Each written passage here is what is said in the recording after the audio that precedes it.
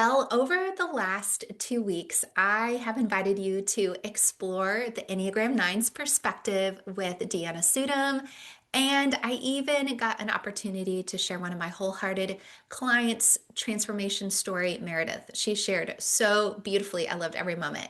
Now, today, both Jilann and I are going to give you a framework for understanding your specific journey, whether you're in the middle of your story or just at the very beginning. So, Jilann is one of our wholehearted coaches and an Enneagram 9 herself. Jilann works with quiet leaders, people who lead with presence, not power. She does this so beautifully. She does this in her own life, day in and day out. And she's going to bring today both personal experience and coaching wisdom to this conversation. Jilann, thank you for being here.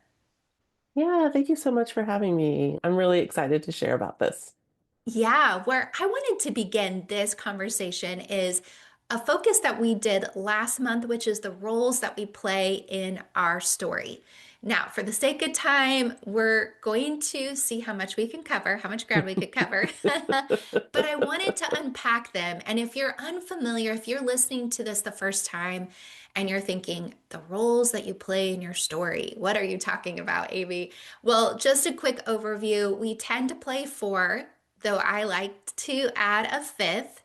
And you can hear all about them in February of 2026 episodes. It's about the victim, the villain, the hero, the guide, and the sidekick, or AKA the best friend. So, all of those episodes in 9 minutes or less cover exactly what we're talking about. But what I often get is, okay, that's great. I understand now the victim, the villain, the hero, the guide, but what does it look like for me as a blank type? And so every single month, we're going to spend some time talking to an Enneagram 9 and a fellow wholehearted coach about this process. So we're going to start there. Jilann, where do you see Enneagram 9s getting stuck in the victim role? What does that look like? Maybe either people you've worked with or in your own life. hmm hmm Yeah, I think probably one of the most common places that the nines do is in that conflict piece, and Mm. they're avoiding conflict. And then the feeling of that's when that victim starts coming in because you just want that conflict avoidance. And I like a quick story about me as I remember this one time, pretty young in my Christian walk and young as a leader in Christianity. And I remember one of my leaders really challenging me to speak up and give my opinion. And I started doing that. I started trying to be very intentional about it. And every time I did, I felt like I got in trouble. Oh, oh And man, that um would be so hard. and I finally just said, this isn't worth it. Yeah, for sure. And so I think that's pretty easy for a nine to do, like especially when you don't understand that what you're doing, or Mm. that just maybe I honestly wasn't getting in trouble. I was just being asked or challenged a little bit. But for me, I was like, I'm getting in trouble. This isn't worth it. I'm out. I'm out. Fair. I'm going back to where I was. Yeah, And yeah, full on in that victim mode, like this is not worth me talking about. yeah. So, what a perfect story, Jillian. I've seen this play out again and again. I think that this is the work with coaching, the process of coaching, where we dial into story moments like this, because Yes. we don't often realize how much it's informed our current behavior, even if it was 25 years or more. Yeah, it definitely impacted me for a long time. Yeah. It Well, really thank you did. for sharing that. Mhm. I'm curious, kind of in the avoiding conflict, it sounds like in this situation, it meant you just didn't speak up. What else might a nine do when it comes to avoiding? What might that behavior look like, or even the internal process for that? Mhm. Well, I think a lot of the behavior is just going to be agreeing with everybody. Okay. They're like, "Oh yeah, you're right. Oh yeah, yeah, whatever you say." Kind of a feel, even if you're not Yeah. feeling that in the inside, which we'll Okay. probably talk about a little bit further down, I would say, but when we get Yeah. maybe to that villain side. But I think that that is a lot of where they go, Mm. or just not saying anything. Yeah. Um, that whole go along to get along Yeah. thing is very much in that nine wheelhouse easily. So just trying everything they can do to avoid pain and conflict. Please no. You used that phrase, Jilann. That was exactly what was echoing in my mind. The going along to get along. I've seen a nine do this, and it doesn't go well because at the end, it's pushing things down, the avoiding, it comes out as a sideways sandwich of eventually. And so sometimes that means you end up becoming the villain, and you do it in your relationships. And it doesn't mean you're always a villain. There's redemption here. That's the whole process of this Yes. wholehearted story. But what does it look like then? They're going along to get along, and then they've had enough. How does that show up for a hmm nine? they so I've heard, or Yes, so maybe we've maybe heard. I've been it. I love it. They can be, and whether that's even just in not acting out in some way Yeah. or not, or it's fine. It's fine. I have a really good friend, and she's an eight, and so she's always got lots of ideas, and she's got lots of things for me to do and all that. And she has said that I'll sit there in this whole conversation, go, yeah, yeah. And she has no intention of doing what I've just said. And in that situation, it was funny, but it got me thinking, like, that is true. Like, I can Hmm. do that in that very passive aggressive way. Like, you might think I'm totally going along with what you're saying, but in my head, I have absolutely zero intention of doing That's what you so are honest. wanting me to do. Zero. Yeah. And so that's one more subtle way, I think. But the whole, Yeah. like, it's fine. Yeah. There's so much behind I'm fine that It I'm is. not. Right. It's so easy to say, but it just as the quick wit back to dismiss hmm and to be able to, again, going back to that avoiding. Meredith and I talked about the stubbornness of a nine, and I think you're articulating what is happening on the outside, but what is going on the inside is digging in your heels, if you will, and that Yes, stubbornness of I'm absolutely. not going to be controlled, you are not going to change me, I'm going to do this the way I want to. Nice idea, you can do that, I'm going to do my hmm own thing. Yes, totally. Absolutely. Okay, now that we have highlighted some of the not amazing aspects of the nine, which we have to do if we're going to transform, we have to go, hey, oh yeah, the Enneagram can shine the light and Christ brings transformation. So we're going to talk about some of those transformation roles, the hero and then the guide. So what does it look like when an Enneagram 9 steps into hero energy, we call it? What hmm changes? What's the shift there? Yeah. For me, I think one of the real true turning points, like I understood that I was a type 9. I understood that I didn't like conflict. I understood so much about that aspect of it. And it was like so helpful in understanding.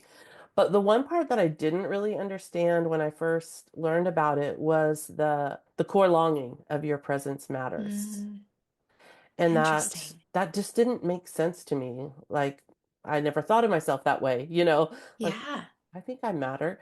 But I remember one day sharing an opinion about something. Maybe I'd Hmm. been looking at this, sharing an opinion. I have no idea what it was about, but I just remember maybe either being ignored or shut down. And all of a sudden I was like, oh, that's Yeah. what that means. And I saw how I felt in that moment, like what I have to say doesn't matter. And as I started to see that showing up in my life, I was able to move past that, like It's so to good. not have those feelings because that feeling would shut me down all the time you know, Yeah, in for other sure. ways, even where I wasn't necessarily being quote, shut down. Right. So for me personally, especially, and I would say probably for a lot of nines, really. because those other things are so natural. A lot of the other like core motivations are just who you are in a lot of ways. Sure. I think understanding that longing, that core longing of that you want your presence to matter, Mhm. can really help you step into that hero mode and know that you can make a difference. I started to become less worried about giving my opinion, sharing my thoughts, stepping into somebody, and less also, one thing I also had to learn in that was just because I share my opinion and I could even have my presence matter and them not take my opinion. Like that was a step too. And so, but I think really understanding that has been so helpful for me to step in that hero role better. So it's even kind of going back to those moments where you were living in the victim mentality. And if you could coach your younger self, it would have in those moments been, I'm going to exercise being honest and sharing my opinion and telling the truth, no matter what the outcome is, because I believe in my worth and my value and my belovedness. And so that is worth Hmm. alone, rather than thinking, if I do this, it means this is going to happen. Because a lot of times, our hero moments don't exactly turn out like the movie moments do, if you will. Yes. Thank you for being willing to share your story. I think that this is the whole point of it. It's through story that we learn Hmm. and that we can Yes. go, aha, oh yeah, that's what it means for me. So I know in the series that we talk about the roles we play, and even through this, we do hopefully get to the point of where we're being the guide. And I always like to put this nuance to it. Just because we're the guide for one thing doesn't often mean we're the guide in everything. And just because we become a guide doesn't mean we don't have moments where we're the victim again or are prone to stuck in victim mentality or need to have the hero moment. Hmm. So, this is the beauty of it. And this is what we often talk about in our collective a lot of times of like, you're the guide, but it's okay that you still need help being the hero in your story. What does it look like for a nine to move from the hero to the guide when they're not, when it's really about sustaining the journey, not just having Hmm. a moment, if you will. Yeah. I think one of the key turning points for me in really being able to step into that more was understanding the difference between being a peacekeeper Ooh, or the nine peacemaker. And the so good. peacekeeper is so avoidant of conflict, where the peacemaker, there's going to be conflict that we have to walk through. There's going to be times when I have to step out and share my voice. And I think the more that I have been intentional about that aspect, about keeping peace within me, understanding Right. that as well as in the surrounding me, being able to step in that peacemaker role makes it so much easier for me to step out, to be willing to share my thoughts and opinions, and to really start to see that my presence does matter. It does, for sure. I love it. And I just want to like celebrate in our collective group. We often do group calls, and there's a lot of us on there. And I just love it when you bring your full self. And I know you've talked about that too, kind of some of the Mhm. difference in the years of us working together and your promise to yourself and to me. I'm going to bring more of myself and more of my Mhm. presence and questions and curiosity and involvement. And that makes such a difference. Now, as we're threading out these roles, some of the behind the scenes elements is identifying, especially as we do the wholehearted journey and the work together, identifying the lies that we believe, the narratives that we're Mhm. living under. And because those narratives, the thoughts going in our head, direct our steps way more often than we understand. Mhm. And so I like to call them the false script and the voice of love. That's how I've outlined in the Wholehearted Enneagram book that's coming out Mhm. in Mhm. April. I've, Yay. yay, I'm so excited. So I've named a few of those, the false script, and then how you honestly not only tend to and care for the false script is not just identify this is not true, but you give a voice of love. So Mhm. it looks different for everybody. It's a little bit nuanced, even how they form. But for you, what would you say a false script that you have believed in before and how you've combated that with the voice of love, which is Hmm. God's truth? Yeah. I mean, I think you can see probably from a lot of what I shared, just that understanding of my presence. So, that feeling of what I have to say, does it really matter? Mm, Um, I struggled with that a lot. And when I can bring in that voice of love that says, I do have something to say, I do have something that matters. As I've been willing to step into that, it has made a huge difference for me. yeah. And I've seen it transform your business as well Hmm. as you've put more of yourself in the Hmm. podcast and the material and how you Yeah. coach with groups and with individuals. It's beautiful. Yeah. And I think that a key point here of understanding the voice of love is not generic. It's not just an affirmation or woo woo. We're talking about specific promises in the Word of God and the truth of Mm-hmm. who we are as beloved, as God's beloved. And I think that's really key because what your point in the past, whether it was perceived or true, you're speaking up, got some pushback. You will still have Hmm. situations where you assert your presence and it won't be received the way you want, but how we combat the lie that immediately springs up in those moments. Oh, I shouldn't have. See, and we Hmm. just berate ourselves Yeah. instead is going, wait, no, the Lord says that my voice matters, that I need to bring the truth of what I carry here, which is being a peacemaker or fill in the blank, all the things. Hmm. So I think that's really key. And I know that's the heartbeat of your work as well. So. Yeah. Yeah. Yeah. Okay, well, thank you for sharing some of your story and insight. I know we have more here because I want to do, or what I'm offering is questions and answer time from the community, whether it's been on social media or if you're on in my email community and you get those. I am loving getting questions from other people because this is like, we want Enneagram for real life. These like big ideas, it's nice, but until we know how to use them in real life, so what, right? Right.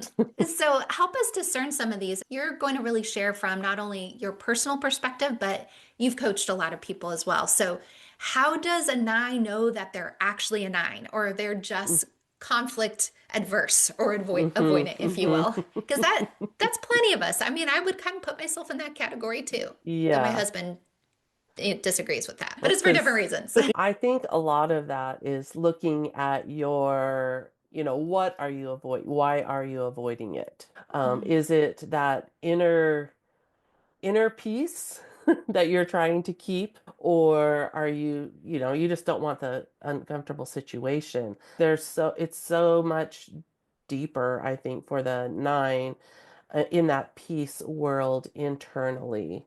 mm, Um, mhm. and so I think understanding that is really a key in that conflict piece specifically. Yeah, I think it ties into the desire piece because, oh, sorry to use the same word meaning different things, but the desire element for us because to compare, for instance, as a seven, I avoid conflict because I want everyone to have happiness and fun and having a good time and keep Yeah. things positive and like let's keep moving to the next thing. Let's not hash out the past or deal with this. We can just push through for the sake of not being Hmm. trapped in pain Hmm. or Yeah. limited in that moment. Specifically, those are the two things that come to mind. Yeah. But for a nine, the avoidant or feeling averse to it is that there's a fear of disconnection or being Mm. overlooked or Yeah. dismissed in that. And so I think like piecing those out a little bit, because it's true for all the types. We won't go through all the types, but each one could be conflict It's their own. adverse, Yeah. but it really ties into that core fear and the core desire and all of that. Exactly. Yes. Yeah.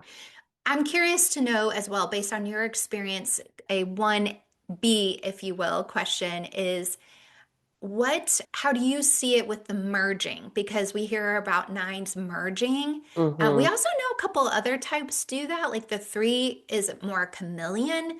How do you see the merge versus chameleon impact happen? Mm. Because sometimes that's a little bit difficult to parse out, especially for women, I believe. I think the chameleon side, they're actually like there's a change. Uh-huh. They're one time this way and then another setting a different way. Yeah. And I Yeah. think the merging is almost this quiet, not disagreeing, but not really agreeing either, depending Yeah. upon what the situation is. So I'll just try to remain as almost as neutral as possible, but not maybe give that off either. Yeah. So let you think, almost supplant your answer upon my affability in that moment of Mm-hmm. like, oh, she must agree with me because she's nodding and smiling. The point is, you're just not Yeah, actually disagreeing. right. Exactly. Yeah. But I even think about how you dress. Where threes dress to fit the situation, it's almost like Mm, they know what's expected to be the most successful in the room or to fit the category that they think they need to be. Whereas the nine kind of goes to merge and blend in, not really be like everybody, but not stand out. It's just mm-hmm. kind of to be in that like, almost how invisible can they be Mm-hmm. so they Yeah. don't disrupt either way. Yeah. Totally. And Mm-hmm. comfort's kind of a big thing too Mm-hmm. for nines. She uh, says in her big sweater. totally, totally. Oh, that's good. Well, thank you. I am married to a type nine. So I loved this one question, and I think you could speak to it as being a type nine spouse. And that is, how do I help my Enneagram nine spouse find their voice without pushing too hard? Or even on the flip side, regret that they found their voice? This is a good question. I think one of the best ways to draw out the best of your type 9 spouse is two things I would say is time. Don't expect a That's quick good. answer. Yes. And then the second thing is to speak into those things that you want to see them do. Mm, I have a couple friends in my life that have just spoken that belief into me that makes me like, I can do that. I can do that. And I think when you experience that with your spouse, that is so life giving and draws that out of them. Because sometimes I think as nines, we believe that we can do those things, but we have so much doubt about it also with that right. whole like presence piece getting mixed into that. And to just Mm, hear somebody say, hear your spouse that you love and that you know loves you say, you can do this. It's just, that's yes, good. I can. It's like it just That's gives you that right. feeling. I can do it. So it just gives such confidence. And Yeah. to regret that after, I mean, oh Ah, wow. I think you probably want to I mean, I would almost question like, why do you not want them to speak up? In a yeah. sense, Yeah. That's good. sometimes we call some things out in people, and then when they actually do it, we're like, shoot, I didn't really think you would, and Right. that Or you is didn't realize almost, how much your systems played into their passivity. yeah, yeah. If you are going to call your spouse out in up in that, be ready Yeah. for some change to happen, Yeah. and I think also you're going to need probably some, depending upon what your type is, as well, to have some patience in maybe some hard conversations that two of you are going to have, That's good. because of that. Because yeah, we Yeah. get used to where we are, and then maybe you don't even know that you're starting to call them out, and all of a sudden they're like speaking up, and you're like, wait, hang on, I'm not used to you doing this. Right. Right. Exactly. Exactly. I know a lot of marriage books and theories call it the dance and even the cycles that we get into. And so if you're used to dancing it a certain way and you've come to learn the steps and they change the steps on you, it might be natural that you go, oh, wait a minute, did I really want them to do this? And yes, you did, because we want, and now it's an invitation, where do I need to grow in Hmm. receiving their voice Yeah. better? So one of the other pieces here I felt like would be a good tip of helping their type 9 spouse find their voice. It requires you to do your own work. And but what it is can you let them know it's safe to disagree? That can you Mm, invite them into a place where you may not agree and you might even not go along with their idea readily, but that Mm-hmm. it's welcome here. I'm doing my work to handle your honesty. I want to know what you really think. Mm-hmm. And that in the end requires you to do your own work first, no matter your type. But then that is a great gift that you can Yeah, offer your nine spouse in the process of growth because totally. hopefully you're the safest person for them to practice it with. Okay, I want to end with this question here before we wrap up, and that is what can other Enneagram types and personalities learn from the nine's ability to bring peace and see all sides? Because Mm. it's a great superpower. What else can someone like me learn from the nine? I think one of the things that the nine really does well is see other perspectives.